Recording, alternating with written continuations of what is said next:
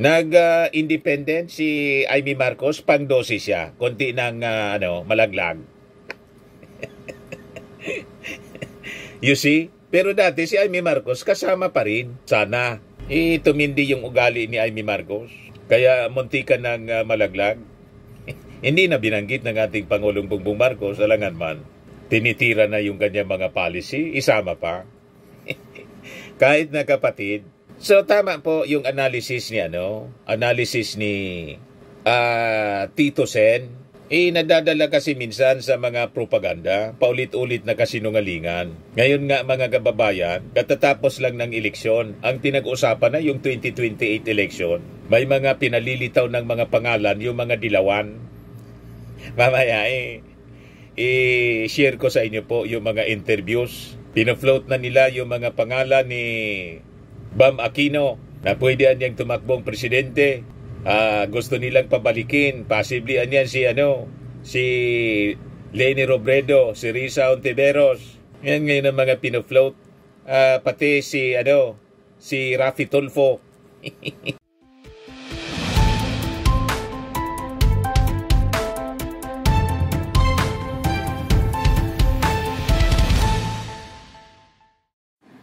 Si J.J. Suarez, mga kababayan, Congressman J.J. Suarez, kasama sa the Young Guns ng Congress at kasama ng majority members ng Kongreso, nag-react na po doon sa statement ni Toby Chanco na yung isinulong na impeachment ng House laban kay Sara Duterte. Yun ang dahilan kung bakit kaunti lang yung nanalo doon sa mga kandidato ng alyansa para sa bagong Pilipinas. They're expecting kasi mga 8 or 9 man lang yung manalo. Pero 6 lang mga kababayan yung nanalo.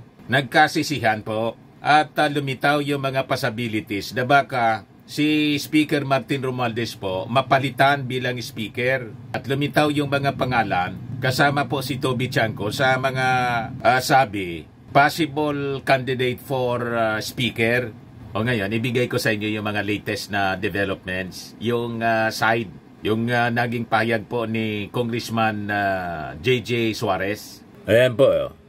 Sabi dito sa balita, mga kababayan ng Manila Bulletin, Chanco Suarez differ on whether or not BP Sara impeachment, BP Duterte impeachment doom alliance's chances. Sabi po kasi sa interview kay Toby Chanco, sinisisi niya yung impeachment case na sinulong ng Congress against Sara Duterte as reason for the administration Senate bets subpar performance in the May 12 elections, lalo na niya doon sa Mindanao. Pero kinontra, mga kababayan, yung ganong posisyon, pananaw, mga kababayan ni Chanco, ni J.J. Suarez, doon sa sinasabi ni Chanco na yung defeat incurred by Alyansa was self-inflicted. Sabi po ni Suarez,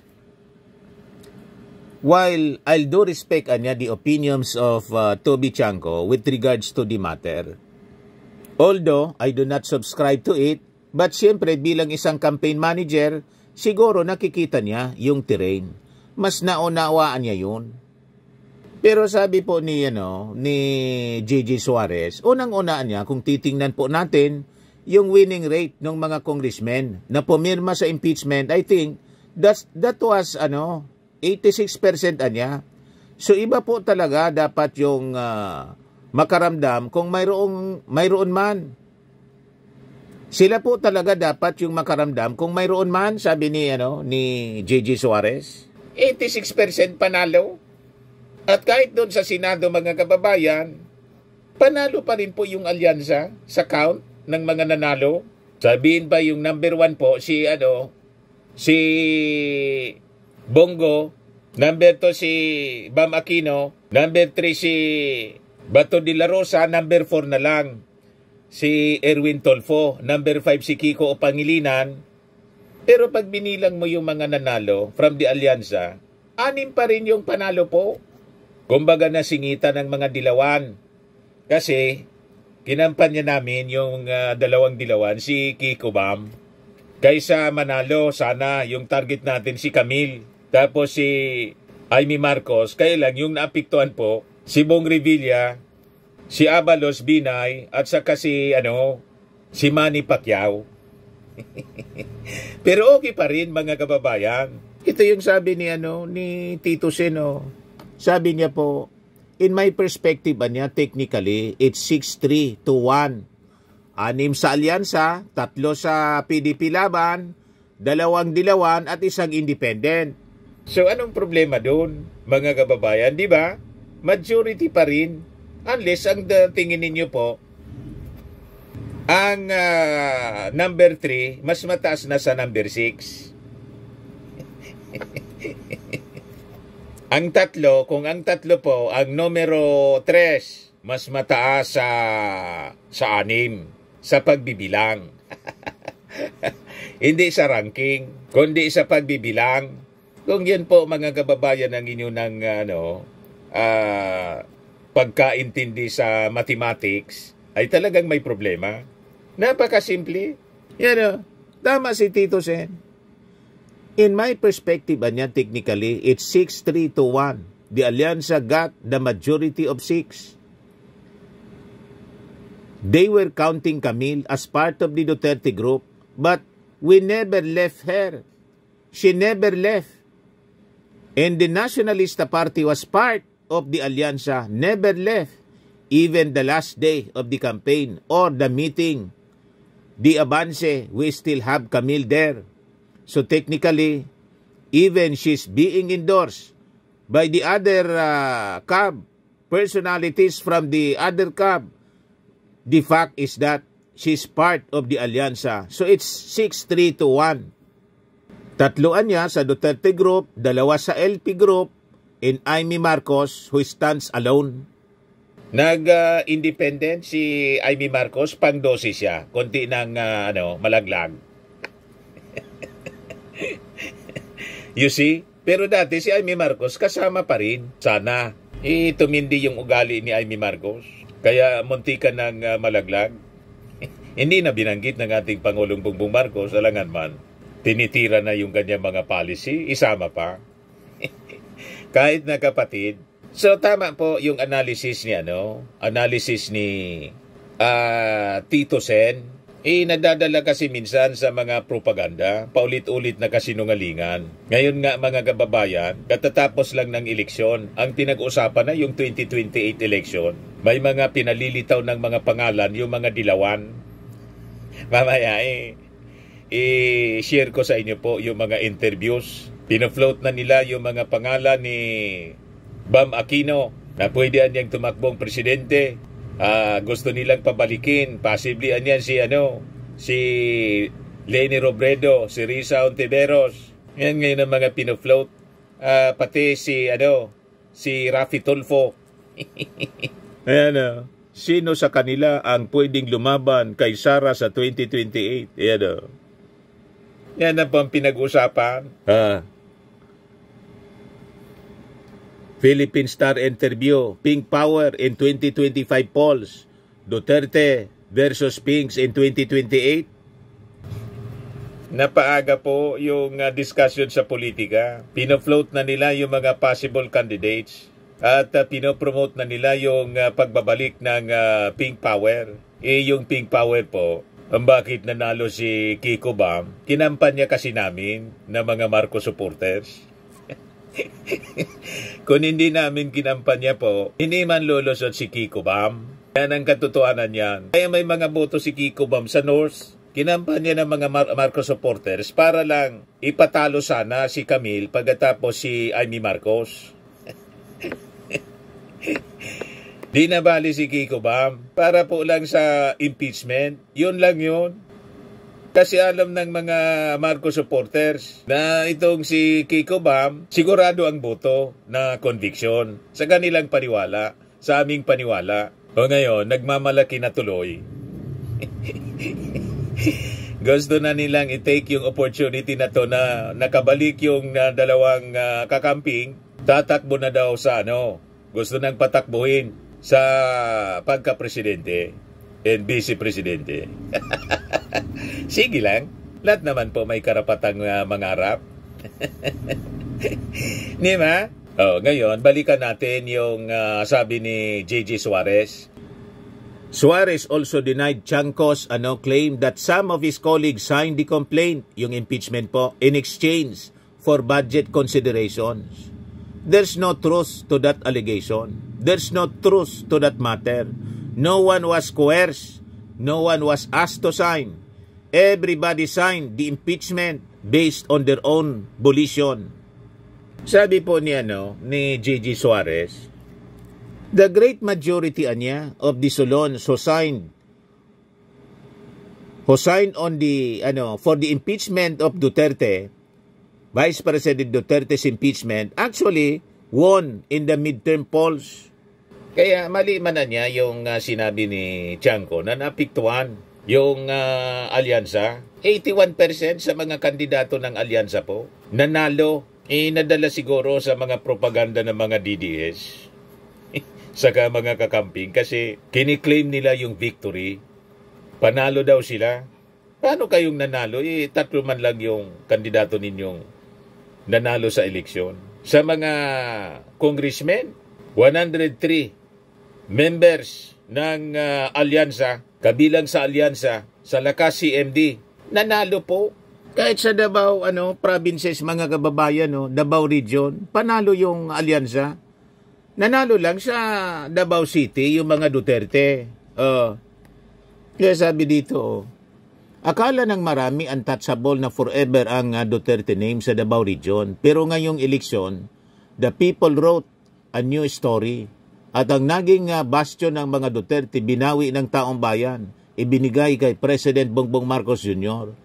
Let's break it down, mga kababayan. Sa Davao del Norte, hindi lang basta shift ang nangyari, kundi statement. Natalo na si Pantaleon Alvarez, dating speaker at matatag na Duterte alay. Tinambakan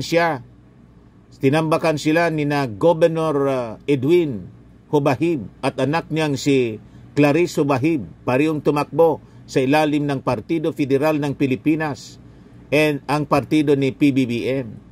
Kung natatandaan ninyo, si Alvarez ay once pinabagsak ni Sara Duterte as speaker, pero ngayon bumagsak ulit. Hindi dahil sa power play, kundi dahil sa boto ng taong bayan.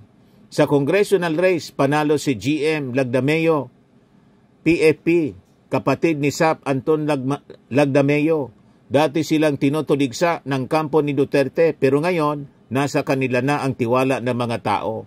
Si Oy na tinanggal ng hugpong pagbabago ni Sara Duterte ay nakabalik sa pwesto bilang congressman ng 1st District.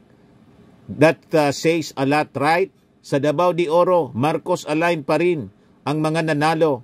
Si Raul Mabanglo as governor. Congresswoman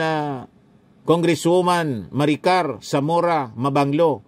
Yung Sinisa sa 2nd District. Lahat sila tinanggal o hindi sinuportahan ng Duterte camp. Pero taong bayan na nagsabing deserve nila ang second chance. Tanalo po sa Davao Region, mga kababayan. Davao City lang po nanalo yung mga Duterte. Sa Davao Region po, panalo yung mga kaalyado ng ating Pangulong Bongbong Marcos. Maingay lang po sila sa social media, kaya napapaniwala yung mga tao na malakas pa sila. Malakas yung yung hangin. O ngayon, dito tayo mga kababayan sa kwentuhan. Pinag-uusapan na po yung 2028 presidential election. Sinama samantala ng mga dilawang analyst. Ito si Ronald Llamas. Dati itong political advisor ni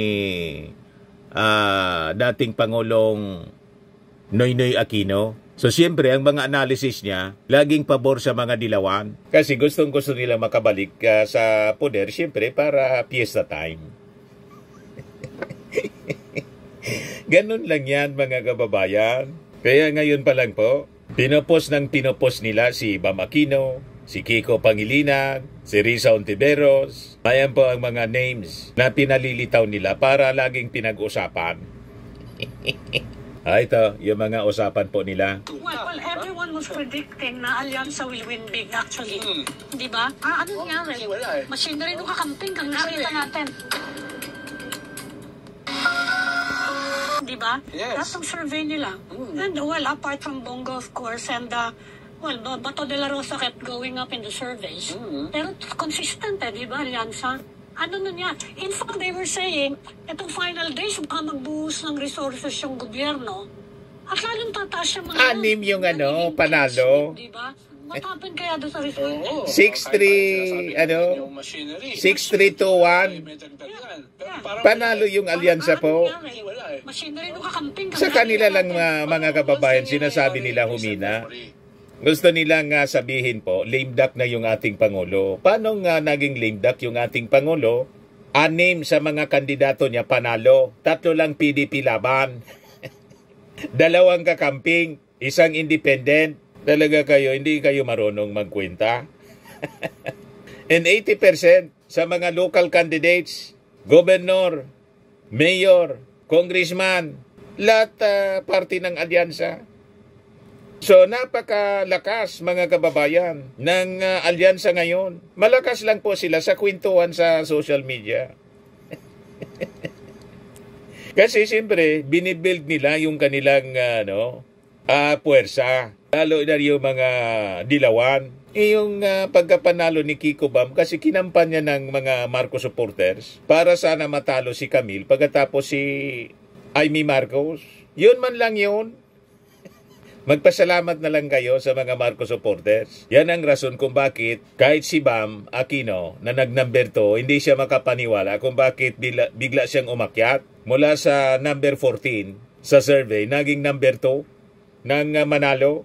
Si Kiko ganun din. Yung mga expectation po ni Kiko, siguro mga 9, 10, 11, 12, baka doon siya. Pero nag-number 5, kinampanya kasi namin. Yun lang naman yun. Ngayon, yung mga nakapaligid sa kanila, gusto nang patakbuhin sa pagkapangulo, vice presidente, gustong i-take advantage po. Yan ang pinag-uusapan ngayon dito. Ay natalo ng oposisyon. Panahon ni GMA. And GMA was very unpopular then. But that was, there was a scandal at that time. Yes. Very unpopular siya noon. Halos negative siya noon Kaya, so dahil sa pag-number 2 ni Bam Aquino, pinupost na ng mga dilawan na tumakbo pagka-pangulo. Yun ang pinag-uusapan ng mga kakampi nilang mga vloggers. So, Bam Aquino for President in 2028. May ganon, mga kababayan, napakaaga pa. Gustong-gusto na nilang tumakbo. Tumakbong muli. Naglalaway agad. But anyway, mas maganda yan. Mas maraming tumakbo po sa pagkapangulo. Mas maganda po para marami tayong pagpipilian. Tama po? O, di sino anya Mr. Maravillas yung possible candidate ng alyansa ng administrasyon. Wala pa po. Ayaw ng ating Pangulong Bongbong Marcos na katatapos pa lang yung eleksyon. Politika na naman yung pinag-uusapan. Walang mindset yung ating Pangulong ganyan, tulad ng mga Duterte at mga Dilawan. Walang ganyan pong mindset. Ang instruction ng ating Pangulong Bongbong Marcos, sabi ni Jose Castro, tumutok sa trabaho. Tapos na yung eleksyon, balik sa pagtrabaho. Ganun pa. Kumusta niya Mr. Maravillas? Matatanggal ba si Speaker Martin Romualdez?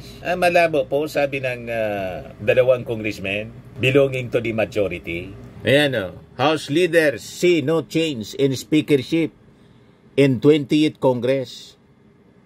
At least 3 House leaders believe Lakas CMD President and Leyte 1st District Representative Martin Romualdez will continue to be the Speaker of the House of Representatives in the 20th Congress. Sabi yan ni House Deputy Speaker Quezon 2nd District Representative J.J. Suarez. Sabi niya, majority of the members of the House are fully supportive sa leadership ni Romualdez. He stressed the importance of continuity in pushing for the legislative agenda of the administration. I don't think there is any change in leadership that will happen in the House. Wala po kaming nakikitang ganon, sabi po ni J.J. Suarez. Papasok ka talaga sa bagong kongreso. Ang daming pangalan na babanggitin, kaso lang sa amin sa Lakas, we are the dominant majority party. Kung hindi ako nagkakamali, we have around 105 elected congressmen. 105 po ang lakas sa CMD. And we are 100% behind the leadership ni Speaker Martin Romualdez. Of course, under the banner of continuity. Naniniwala naman tayo sa nakalipas na 3 taon, nakita naman natin yung performance ng House. Nakita natin kung papaano tayo nakadeliver sa legislative agenda ng ating Pangulo. At nakita natin kung paano na-manage ng leadership ang issues na hinaharap ng ating bansa. Buong tiwala po ang karamihan sa atin na continuity ang malaga para sa Kongreso. We are fully supportive behind the leadership of Speaker Martin Romualdez, sabi ni Suarez. Kaya malabo daw yung mga lumilitaw na baka mapalitan si Speaker Martin. Si Speaker Martin po, malamang yun ang pero wala pang announcement po. Timing muna kasi napakalayo pang 2028. Dapat hindi muna yan pinag-usapan. Pag-usapan yan dapat pag mga malapit-lapit na po. 1 year siguro before the election. Or kahit siguro sa katapusan ng 2026, pwede ng pag-usapan. Kasi presidential election yan. Pero ngayon po, pag ngayon palang pinag-uusapan, parang nakakaya naman para sa ating mga mamamayang Filipino, nakakatapos pa lang ng eleksyon. Eleksyon na naman yung pinag-uusapan. Di ba? Ganon din yung sabi ni Congressman Mark Enverga ng Quezon First District. We're still committed. We signed a manifesto supporting the President and his legislative agenda. So we believe that Speaker Martin will continue his term as a Speaker. I think tuloy naman ito. Ganon din yung sabi ni House Deputy Majority Leader and Iloilo 3rd District Representative Lorenz Defensor ng National Unity Party. Tuloy lang niya ang support namin kay Romualdez, noting that unless the administration has someone else in mind, I continue to support the leadership of Speaker Martin Romualdez, sabi po niya. Ito naman po yung bago naming product na binibenta online.